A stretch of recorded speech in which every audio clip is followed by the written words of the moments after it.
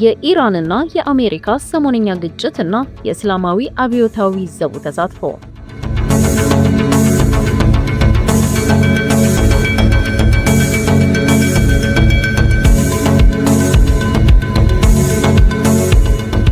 የቴህራን ጦር ማክሰኞ ዕለት በሆርሙዝ የባህር ወሽመጥ ላይ ቢያንስ 3 የንግድ መርከቦችን መምታቱን ተከትሎ የአሜሪካና የኢራን ጦርነት እንደገና መቀስቀሱን የአሜሪካ የባህር ኃይል ባለስልጣናት ተናግረዋል። እነዚህ የሳውዲ የነዳጅ ማመላለሻ መርከብ እና የኳታር ፈሳሽ የተፈጥሮ ጋዝ ተሸካሚ መርከብ ላይ ያነጣጠሩት ጥቃቶች አሜሪካ በኢራን የነዳጅ ኤክስፖርት ላይ የተጣለውን ጊዜያዊ የማዕቀብ እገዳ እንድትሰርዝ አድርጓታል። የእስላማዊ አብዮታዊ ጥበቃ ኃይል ለራሱ ብቻ ግልጽ በሆኑ ምክንያቶች በሆርሙዝ የባህር ወሽመጥ አቋርጦ በሚያልፉ 3 የንግድ መርከቦች ላይ በሳምንቱ መጀመሪያ ላይ ለሰነዘረው ጥቃት ምላሽ ለመስጠት አሜሪካ ረቡዕ ዕለት በኢራን የባህር ዳርቻ ላይ ወደ 80 የሚጠጉ ኢላማዎችን መምታቷን የአሜሪካ ጦር አስታውቋል። ከነዚህም ውስጥ የአየር መከላከያ ስርዓቶች፣ ራዳሮችና የኢራን እስላማዊ አብዮታዊ ጥበቃ መርከቦችን ለማጥቃት የሚጠቀሙባቸው ከ60 በላይ ትናንሽ ጀልባዎች ይገኙበታል። ረቡዕና ሐሙስ ዕለት እንዲሁ ከሁለቱም አካል ተመሳሳይ ጥቃት ቀጥሏል። ኢራን በባህረ ሰላጤው ሀገራት በባህሬን፣ ኳታርና ኩዌት በሚገኙ የአሜሪካ ጦር ሰፈሮች ላይ አዲስ የሚሳኤል ጥቃት በመሰንዘር ስትመለስ፣ በርካታ የባህረ ሰላጤው ሀገራትም የኢራንን የአየር ድብደባ ጥቃቶችና ፍንዳታዎች ሪፖርት አድርገዋል። የአሜሪካው ፕሬዝዳንት ዶናልድ ትራምፕ የኢራንን የሲቪል መሰረተ ልማቶች፣ የኤሌክትሪክ ማመንጫዎችንና የጨው ማስወገጃ ፋብሪካዎችን እንዲሁም ከፍተኛ መጠን ያለው የነዳጅ መሰረተ ልማት የሚገኝባትን የካርግ ደሴትን እንደገና እንደሚመቱ ረቡዕ ዕለት አስፈራርተው ነበር። አስፈራርተውም አልቀረም። የአሜሪካ ማዕከላዊ እዝ ሐሙስ ዕለት በ90 የኢራን ኢላማዎች ላይ አዲስ ዙር ጥቃት ማድረሱን አስታውቋል። በዚህ ጥቃት የሟቹ የሃይማኖት መሪ የቀብር ስነ ስርዓት የሚካሄድበት የማሻድ ከተማን ከቴህራን የሚያገናኙ ድልድዮችና የባቡር መስመርም ጉዳት ደርሶባቸዋል ሲል የኢራን የውጭ ጉዳይ ሚኒስቴር አስታውቋል። ትራምፕ በቱርክ በተካሄደው የኔቶ ጉባኤ ጎን ለጎን የተኩስ አቁም ስምምነቱ ስለማብቃቱ ሲጠየቁ የተኩስ አቁም የሚባል ነገር የለም ብለዋል።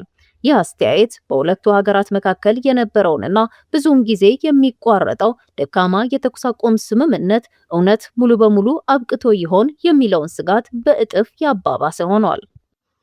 በጣም መጥፎ ባህሪ እያሳዩ ነው ያሉት ትራምፕ ትላንት ማታ በጣም ጎርተናቸዋል፣ ምናልባትም ዛሬ ማታም እንደገና ደግመን እናጠቃቸዋለን። ቴህራንም በሆርሙዝ የባህር ወሽመጥ ላይ በሚገኙ የንግድ መርከቦች ላይ የሚሳኤል ጥቃት ፈጽማለች ሲሉ ከሰዋል።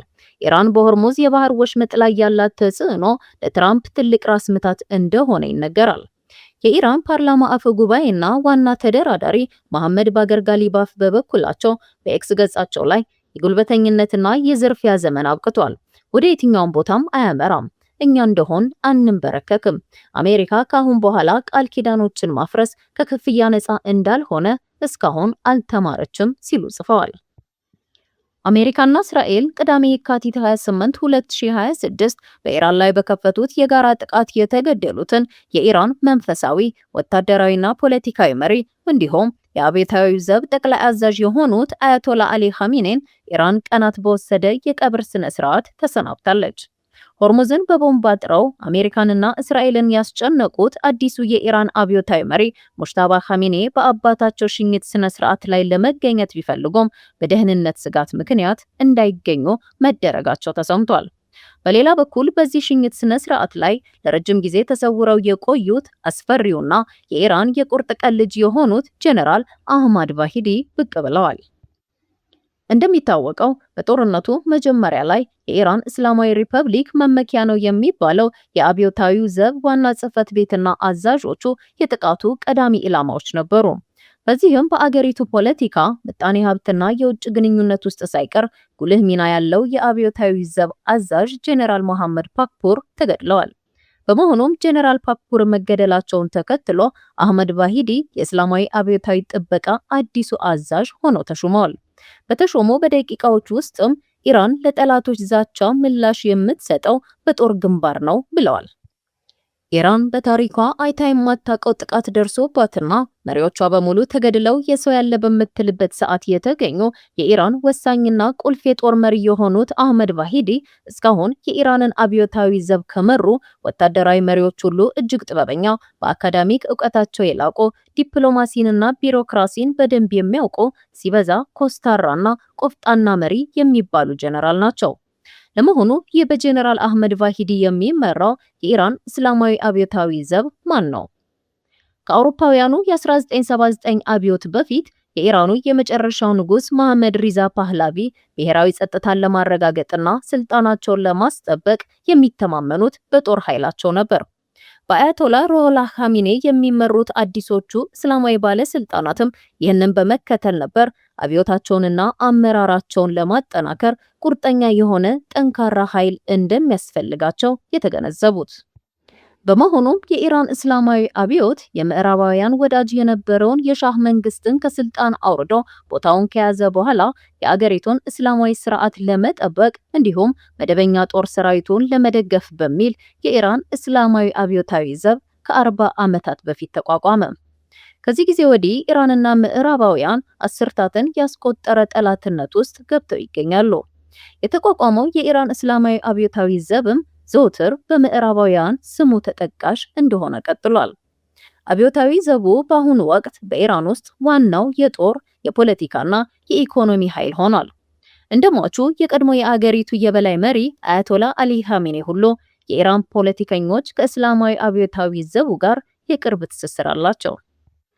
አብዮታዊ ዘቡ መደበኛ ጦሩ ካሉት 230 ሺህ ወታደሮች ያነሱ ሰራዊት ቢኖረውም በኢራን እንዲሁም ከሀገር ውጪ ሀገሪቷ ከፈጸመቻቸው ወታደራዊ ዘመቻዎች ጀርባ ያለ ዋነኛ ወታደራዊ ኃይል ተደርጎ ነው የሚታሰበው። ዘቡ የራሱን የምድር የባህርና የአየር ኃይልም አጠናክሯል።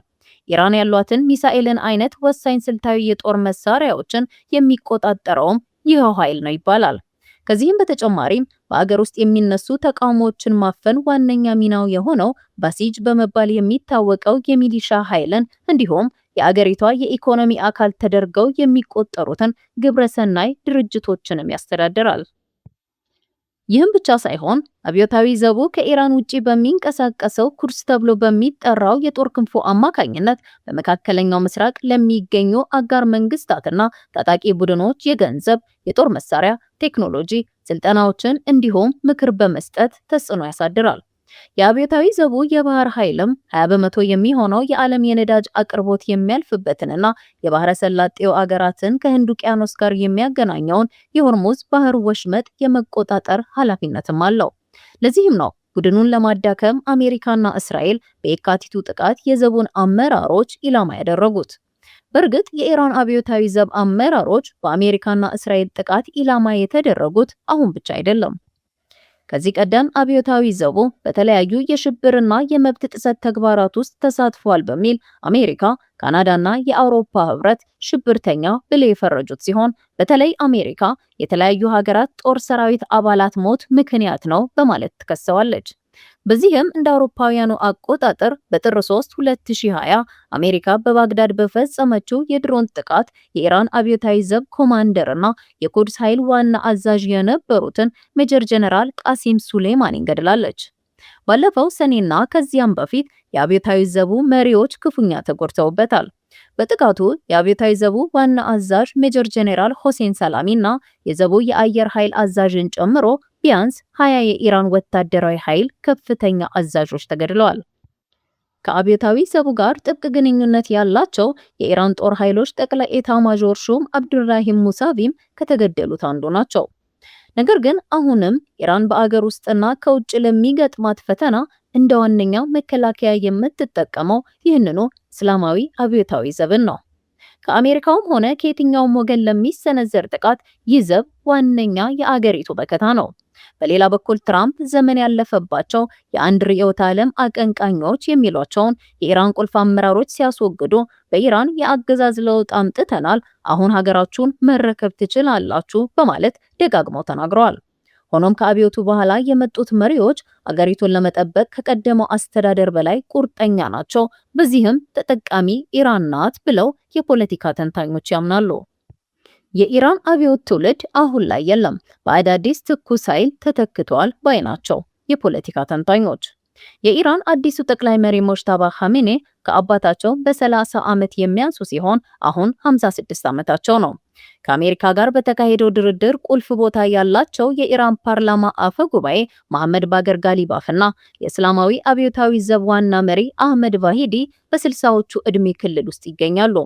እናም እነዚህ የአዲሱ ትውልድ መሪዎች ሀገራቸውን ለመከላከል እንደማያመነቱ አሳይተዋል፣ ያሳያሉም ተብሎ ይታመናል። ለመሆኑ ኢራን እንደተባለው ቆራጥ ተተኪ አመራሮችንና በጀነራል አህመድ ቫሂዲ የሚመራውን እስላማዊ አብዮታዊ ዘቡን ይዛ ከአሜሪካና እስራኤል ጋር የገባችበት ፍጥጫን እጅ ሳትሰጥ ምን ያህል ማስቀጠል ትችል ይሆን? የተኩስ አቁም ስምምነቱን በመቀልበስ ዳግም የተቀሰቀሰው ግጭትስ መቋጫው ምን ይሆን?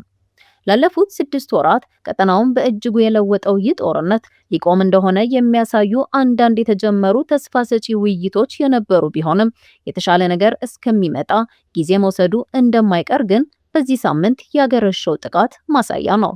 ሰላም።